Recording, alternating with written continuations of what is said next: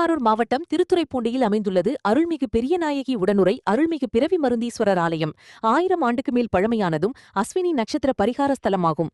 பிரம்மாவின் பிணியை நீக்கியதால் சிவன் பிறவி மருந்தீஸ்வரர் என அழைக்கப்படுகின்றார். இவ்வாலயத்தின் தலவிருட்சமான வில்வமரத்தின் இலை அரைத்து உடலில் பூசினால் அனைத்து பிணிகளும் நீங்கும் என்பது ஐதீகம். கோயிலுக்கு எதிரே பிரம்மா அமைத்த பிரம்ம தீர்த்தமும் அம்பாள் சன்னதிக்கு எதிரே அமைந்துள்ள மாங்கல்ய தீர்த்தமும் வெகு சிறப்பு.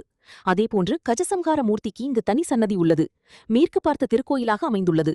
மாங்கல்ய தீர்த்தத்தில் நீராடி அம்பாளை வழிபட்டால் திருமண தடை நீங்கும் என்பது ஐதீகம். இத்தலத்தில் பஞ்சவாத்தியமும் மரகதலிங்கமும் இருப்பது மற்றுமொரு சிறப்பு. இக்கோயிலின் சித்திரை திருவிழா வெகு விமர்சையாக நடைபெறும். அதன் முக்கிய நிகழ்வான தேரோட்டம் இன்று நடைபெற்றது. சுவாமி திருத்தேரில் தியாகராஜராக எழுந்தருளினார்.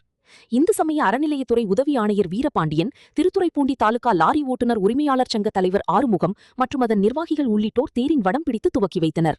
இதில் ஏராளமான பக்தர்கள் கலந்து கொண்டு தீர்த்து விடுங்கள் தியாகீசா என கோஷத்துடன் தேரை வடம் பிடித்து இழுத்தனர்.